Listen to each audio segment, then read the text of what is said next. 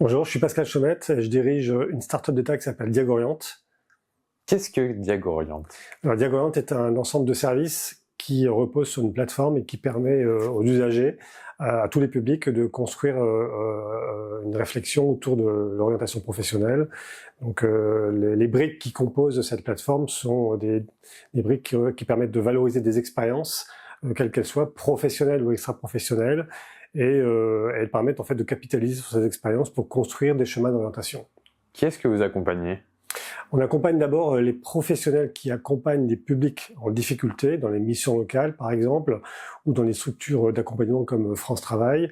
Mais de plus en plus, la plateforme est utilisée par tous les actifs qui réfléchissent à des processus de reconversion et qui ont besoin, tout seuls en autonomie, de réfléchir à ce qu'ils ont fait et à partir de ce qu'ils ont fait, comment explorer des pistes de métiers auxquelles ils n'auraient pas pensé. La plateforme propose des opportunités qui permettent d'explorer en fait soit des formations ou des opportunités d'emploi, même de bénévolat, auxquelles on n'aurait pas pensé.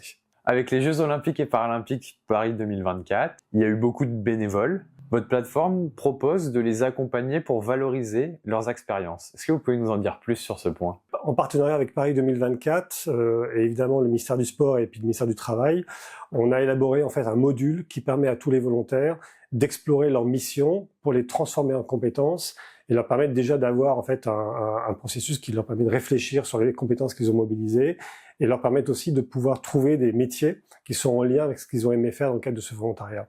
Donc avec Paris 2024, on a intégré plus de 350 missions des volontaires et chacune des missions a été catégorisée, déclinée en activités et on les a maillées à des référentiels de compétences. Ainsi, en fait, tous les volontaires vont retrouver leur propre mission, que ce soit l'accueil des spectateurs, ou bien ça va jusqu'à même vétérinaire ou assistant dentaire, qui était donc vraiment sur les Jeux et les Jeux paralympiques.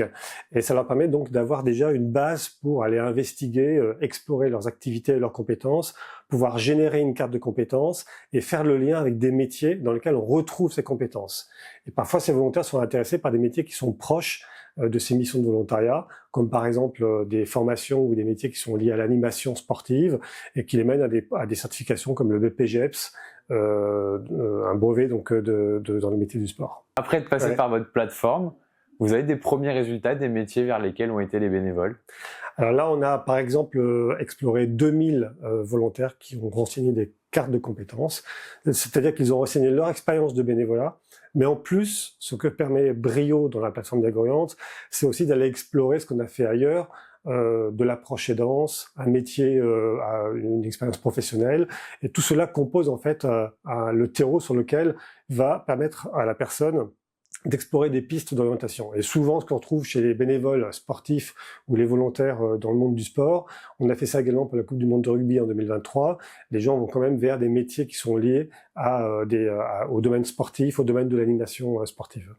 Quels sont vos prochains objectifs? Nos objectifs sur la plateforme, c'est d'augmenter les processus d'usage en autonomie. On a beaucoup de personnes qui sont intéressées par le CPF, par de la reconversion. Et nous, ce qu'on souhaite faire, c'est outiller les gens qui n'ont pas accès au conseil en orientation pour qu'ils puissent effectuer un premier travail, d'abord d'exploration de leurs expériences, mais également d'exploration de métiers pour leur proposer des pistes d'orientation vers le CPF ou bien même de l'apprentissage ou de l'immersion professionnelle. Comment on fait pour accéder à la plateforme? Alors, la plateforme, déjà, elle est gratuite. Donc, il faut aller sur Internet. Si vous mettez Diagorient dans Google, ça arrive en premier dans les propositions de Google.